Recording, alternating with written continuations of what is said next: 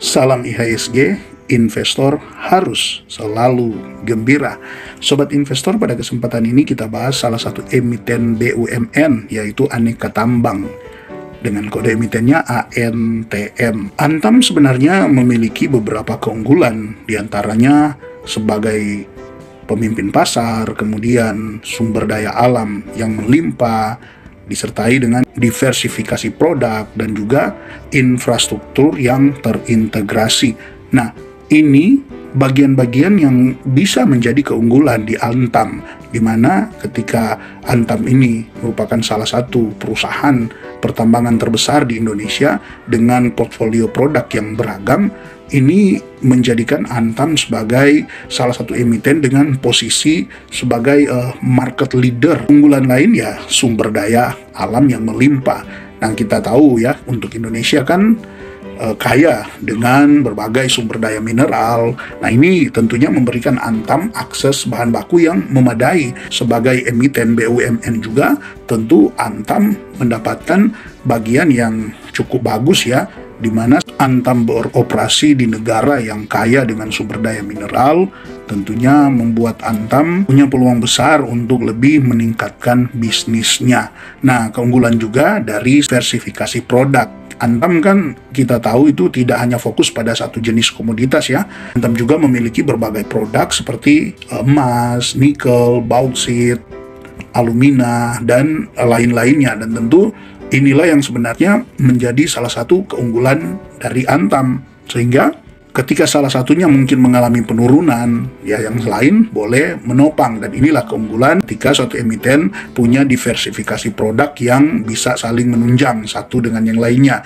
Nah, Antam juga punya keunggulan dari segi infrastruktur yang tentunya ini terintegrasi satu dengan yang lainnya, dan membuat Antam sebagai perusahaan yang memiliki infrastruktur yang cukup baik untuk mendukung kegiatan pertambangan dan pengolahan produk-produknya. Nah, dari keunggulan-keunggulan yang dimiliki Antam ini yang menciptakan peluang untuk Antam seperti kenaikan permintaan komoditas. Seiring dengan pertumbuhan ekonomi global, tentunya untuk permintaan akan komoditas seperti nikel dan tembaga diperkirakan ini akan terus meningkat. Ini bisa menjadi peluang yang sangat-sangat bagus untuk Antam dalam memajukan usahanya. Ada juga peluang untuk Antam dari dukungan pemerintah. Ya, kita tahu untuk Antam sebagai emiten BUMN, ya tentu pemerintah Indonesia memberikan dukungan terhadap sektor pertambangan, termasuk kebijakan fiskal yang menarik, lebih khusus lagi untuk Antam ini. Maka tidak heran ya kita melihat sekalipun Antam ya sering juga terkena hal yang boleh dibilang negatif dari ada kasus-kasusnya. Tetapi tentu dibalik semuanya itu ya Antam sebagai perusahaan BUMN ya ini akan tetap mendapatkan dukungan pemerintah dalam artian kata untuk penyelesaiannya setiap solusi dari yang dihadapi Antam. Bahkan ketika itu pun hal yang besar kan pemerintah pasti akan tetap memberikan dukungan untuk penyelesaian dari setiap masalah yang ada di Antam. Nah, ada juga peluang dari ekspansi ke pasar baru. Kita tahu untuk Antam ini sebenarnya Antam dapat memperluas pasarnya ke negara-negara berkembang yang memiliki potensi pertumbuhan yang cukup tinggi. Dengan demikian, dengan adanya peluang untuk ekspansi ke pasar baru ya, ke depan bisa membuat Antam ini makin lebih bertumbuh lagi untuk perusahaannya. Intinya untuk Antam ini sebenarnya kan dia memiliki potensi pertumbuhan yang baik, didukung oleh posisi pasar yang kuat dan juga tentu sumber daya alam yang melimpah. Namun perusahaan tentu menghadapi juga sejumlah tantangan seperti volatilitas harga komoditas dan juga persaingan yang ketat. Nah, di sini sebagai investor tentunya Anda perlu untuk mempertimbangkan faktor-faktor ini sebelum Anda memutuskan untuk berinvestasi di saham Antam. Kalau kita memantau Antam dari segi kinerjanya, maka terpantau di sini untuk net income-nya di kuartal 2 ini mengalami peningkatan yang sangat signifikan dibanding dengan kuartal sebelumnya dan kuartal 2 di tahun 2023 kemarin. Artinya secara Q on Q ini mengalami peningkatan, begitu juga secara kuartal year on year. Namun tentu ada satu yang perlu teman-teman pertimbangkan, bahwa kalau di Q2 ini mengalami peningkatan yang sangat signifikan, itu juga disebabkan oleh hal di mana yang sudah pernah dibahas juga di video-video sebelumnya. Untuk pendapatan Q2 ini ditunjang dengan penjualan dari nikel dan juga ferronikel yang sebenarnya itu seharusnya sudah terjual di Q1, tetapi karena ada aturan yang masih menghalangi, yang membuat akhirnya untuk penjualan itu nanti terrealisasi di Q2, dan itulah yang membuat pertumbuhan untuk laba bersih Antam memasuki Q2 ini kan meningkat sangat-sangat signifikan ya. Nah, memasuki Q3 nanti ya tentu kita tidak bisa berharap penuh untuk nanti Antam bisa setidaknya bisa lewat dari 1,3 triliun ini untuk net income di Q3 ya. Tentu kita tidak berharap, tetapi juga itu tidak menutup kemungkinan ya.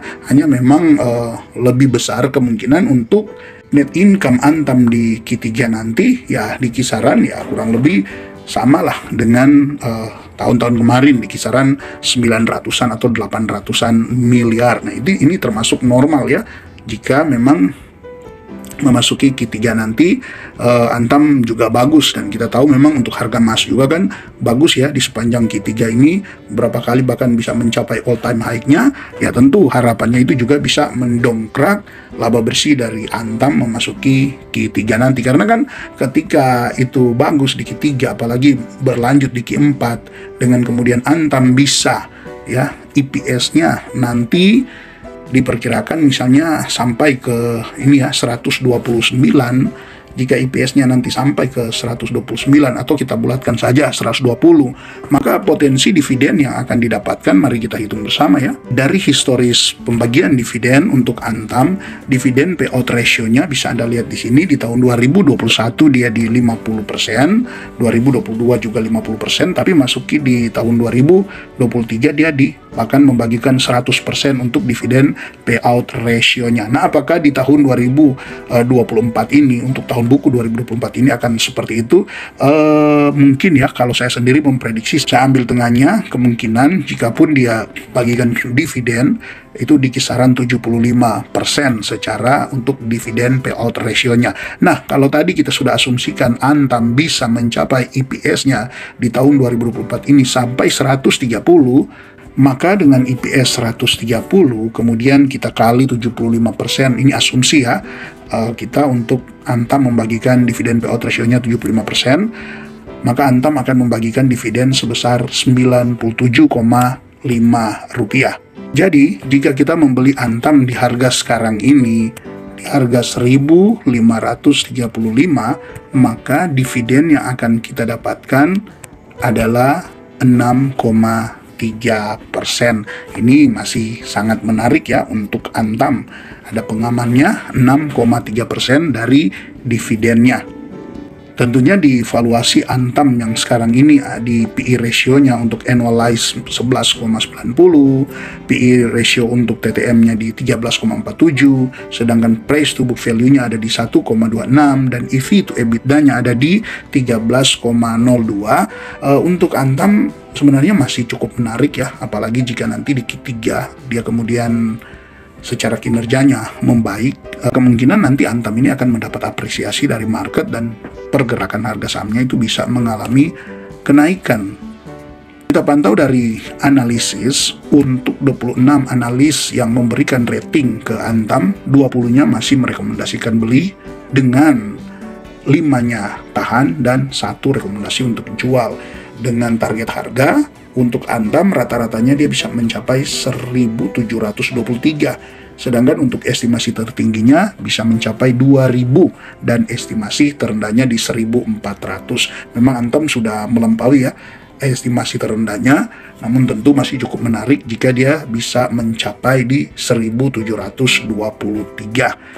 Kalau kita lihat dari standar deviasinya, untuk PE band standar deviasi dalam 3 tahun terakhir ini kita bisa melihat Antam sebenarnya sudah mendekati -1 ya, karena dia sekarang ada di 13,47 untuk PE band current PE ratio-nya, sedangkan untuk rata-ratanya dalam 3 tahun dia ada di 18,28.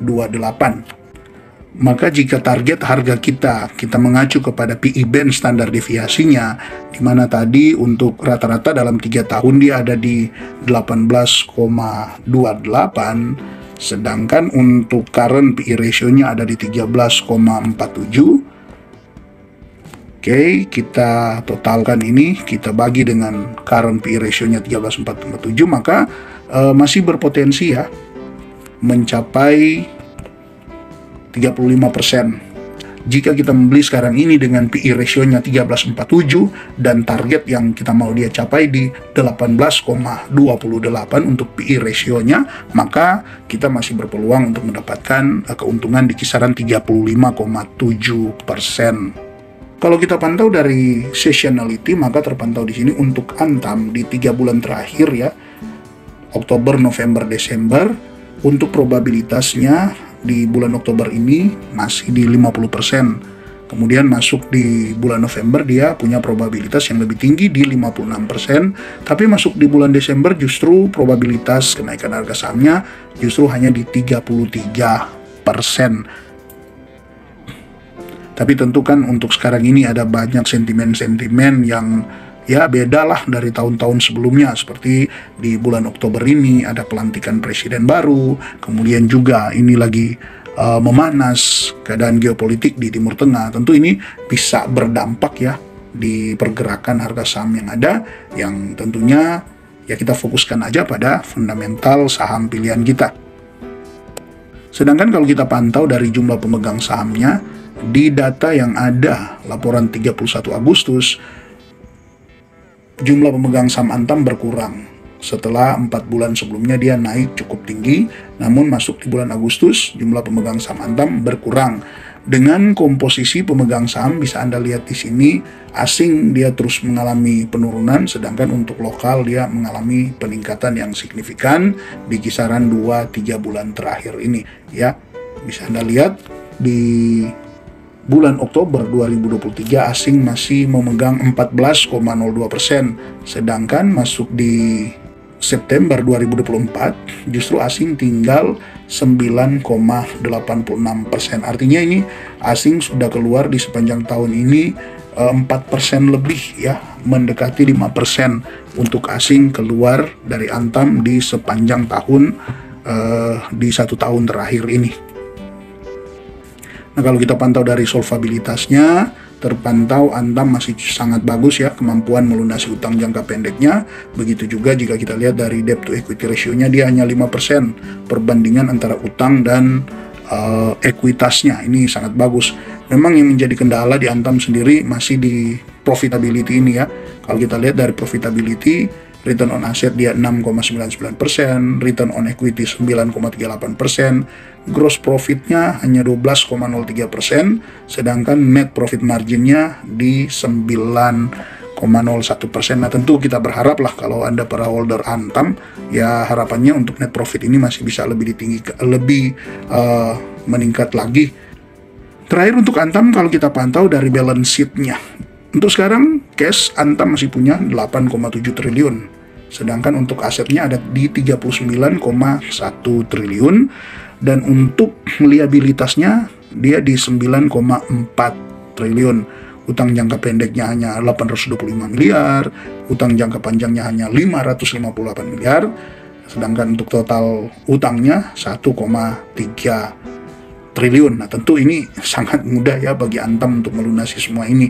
Antam sebenarnya tidak terpengaruh dengan utang, hanya memang ya tantangan di Antam ini adalah bagaimana Antam bisa melakukan efisiensi lebih lagi sehingga kembali ke profitability ini, gross profit marginnya dia bisa lebih meningkat lagi, dan tentu itu akan tercermin di net profit margin. Oke, sobat investor, mungkin itu dulu yang bisa dibagikan berkaitan dengan saham Antam ini. Semoga bermanfaat untuk Anda. Terima kasih untuk Anda yang terus mendukung channel ini.